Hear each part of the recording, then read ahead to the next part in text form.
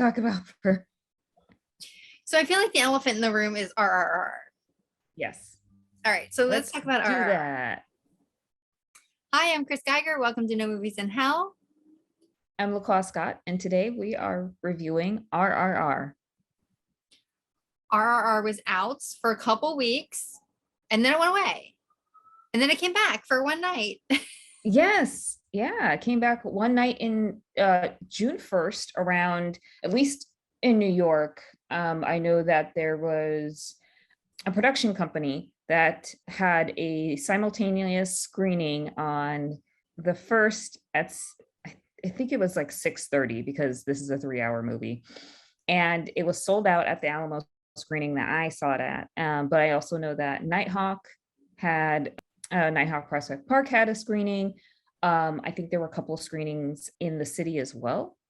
And this was the day before it was released on Netflix, where it is now. So I couldn't make the showings, but I did watch it on Netflix. 3 hours is a lot to ask, especially of a subtitled movie, right? Because you have to literally sit there and focus for 3 hours so you can read the subtitles. But on your recommendation, I watched it. It was nonstop. And it didn't feel like 3 hours, at least to me. And we didn't have, I guess, the standard intermission that would have happened mid-movie. They just played it right through. And it felt like, it didn't feel like 3 hours.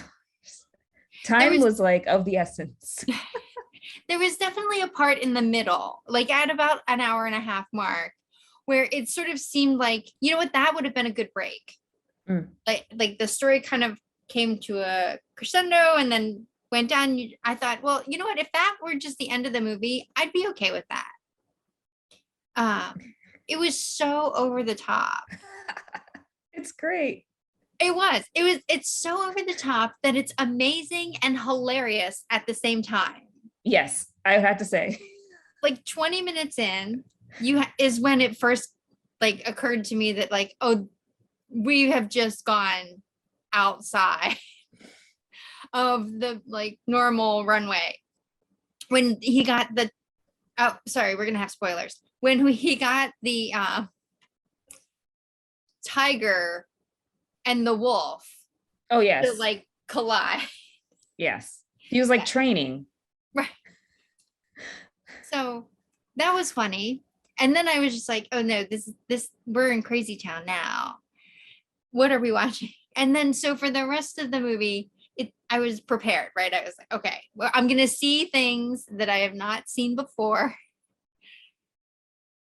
And the movie kept surprising me in ways that didn't have anything, definitely in action scene ways, but the dance scene at the party, I was not expecting. That was amazing. Like, that's probably one of the highlights, especially for Nate. He cannot stop literally singing the song. It's been like almost 2 weeks. He's so excited and he tells everybody about it. There's just when you think that they up the ante, because even in the beginning when Rom and Beam, how they meet, they're rescuing a child, and the whole flags, like the motorcycle and the flag sequence, and like I was just, this is insane. Right. But I guess the dance scene was so surprising because you think it's going to be an action scene where they're fighting, but then all of a sudden it's like this hilarious like dance, and everybody gets into it. The women at the party like have their own dance, and that was fun. We're not going to fight you. We're just going to have a dance off. And it's really long, so they dedicated a lot of the 3 hours to that dance sequence. And at the end, like there's that very long dance sequence where they like go through the different geographic areas. Yeah, the different like freedom fighters for independence, which is wild. It's like, just when you think it was gonna stop there, it's like, oh no, we're gonna keep on going. And the fact that like the story is based off the two different what Rom and Beam, the two guys that they represent, actually, you know, they were non-fictional characters. Like they actually did, it's stuff in real life, but in this interpretation, they have it where they meet each other. Of course, the final fight scene is, as you get the fight scenes where you're like, oh my God, I've never seen that before. But the final fight scene where he gets rescued from the cell, like the cell in the ground. Oh And yes. then he's like, they're gymnasts, really. I mean, there's Yeah. no other way to describe them. Like when they're fighting on each other, like It is over crazy. that point. I think I had leaned over to Nate and I was like, "This is Raccooncooey. Like this was wrong. Everything everywhere all at once. I was dying." Right, and they're switching the guns back and forth. Like he's like cocking the shotguns, and then when they go into like the sort of mythological part of the forest, and like he's the fires behind it. Yeah, he's the fire and the other's the water, and that's how they get things done. Like they're on opposite ends of the spectrum, but they're getting things done. And one doesn't know the other ulterior motive. There's a ton of bromance, which is great. It's like, oh my gosh, like he's my best friend or he's my brother. And then it's like, wait, you're my enemy, but you're my brother. And it just, it's great. One of my favorite scenes was when Beam and his friends were breaking into the palace with their Trojan horsing it, and they all fly out of the truck along with the animals. And it's so funny because he rounded up the animals, but then no one takes into account that the animals don't know who's the good guys or the bad guys. So you have to fight. You still have to fight the guys that you brought in the house to fight on your behalf.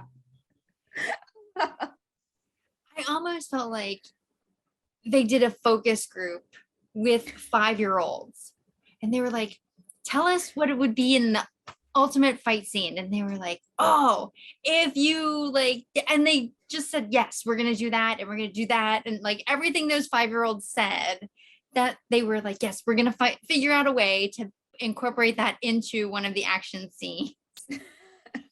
Because there were things that no one would reasonably like ever put in a, like propose to a movie studio. Like, we're going to need money for this fight scene where all these animals come out, like people would be like, no, I'm not going to fund that. No, you have the biggest stars in India. And then you have the biggest director in India. And he's done, films before this where, they were box office hits. And so he gets what he wants. And so everything was very over the top, the special effects, the story, two of the biggest stars, like incredible. Yeah, it made me want to watch more Indian movies. Yeah. I don't think they're like this, but yeah. And even the dialogue, I was just like, the dialogue of the British people, the people who played the British. And I was just like, wow, I wonder if that was intentional, because of the way, kind of, you think about reverse, if there's different actors in, either like Indian native actors in English films, they're given bad lines, kind of weird syntax and out of the blue type of weird, kind of weird lines. And this time it was like the lines were just terrible, terrible, overacted. And I was like, wow, very interesting, but great movie. it always makes me think of Life is Beautiful.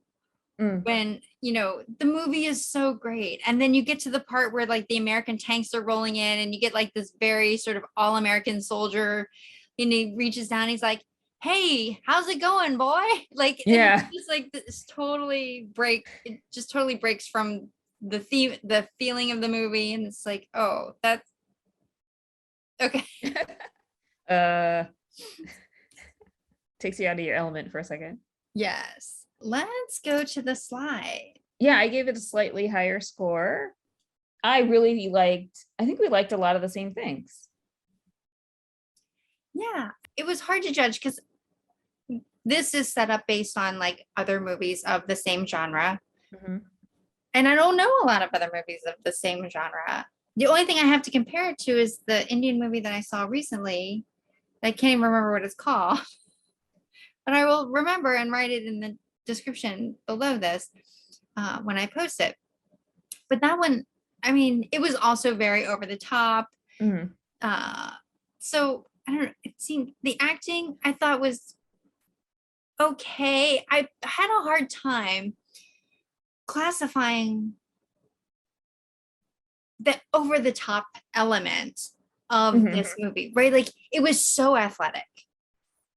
It was, but we don't have a category for athleticism. Yeah, athleticism So or yeah, over the topness. right. And the dancing, we don't have a category for that Yeah. reflects it. So I wasn't really sure where to put that. It wasn't acting, but Yeah. it's definitely the actors who did it. So I kind of shoved it into production quality and story That makes sense. because the acting, like there were parts that were like very overacted. You know, Yeah. it wasn't. I didn't feel like there were subtle nuances going on, but I did want to somehow give credit for like the amazing stunts that I'm sure they did themselves. Oh yeah. No, I completely agree. It was really hard to figure out where the I mean, the strengths of the movie weren't aligned with kind of how we typically rate the films. However, I think like the production quality, set, cinematography, and of course, like the story really were reflections of this movie. I liked the special effects. I thought it was like Marvel quality movie. Um, like set in like historical fiction or historical-esque fiction. I gave the soundtrack a 3. The Natu song is great. I hear it almost every day from my husband. Uh, that has no bearing on the score, but I thought it was great. I like the soundtrack. It seemed to me similar though, on par with like a lot of the Bollywood music that you hear. Mhm. Which I do think can be infectious, like can get into your head, like earworm its way into your head. The costumes could have been more over the top than they were, Yeah, especially when you have a movie that you have a ton of budget for. You're getting all kind of the bells and whistles. Like the costumes could have been more. I think they're just fine for what they were. I mean, I think that the core strengths were the story, the action. Because if you think about it, like I don't know, I think I see this as almost an equivalent of, gosh, I can't even believe I'm going to say this, but if there were Downton Abbey or like an action. Okay. Wait, have you That's seen all. Downton Abbey? The new one? Oh no, I No. haven't watched. I haven't watched that TV show in like years. I've seen like 1 or 2 episodes, and I was like, okay, I think I get this, and I'm done. But Okay. if there was some like, some kick-ass action sequence in there with the costuming and the jewelry and all that stuff, it would be almost like an RRR. Do you have any other thoughts and feelings about this movie that you want to share? Um, I would have to say, see it. Take a nice afternoon, prepare yourself, and you will. It's great. It's really great.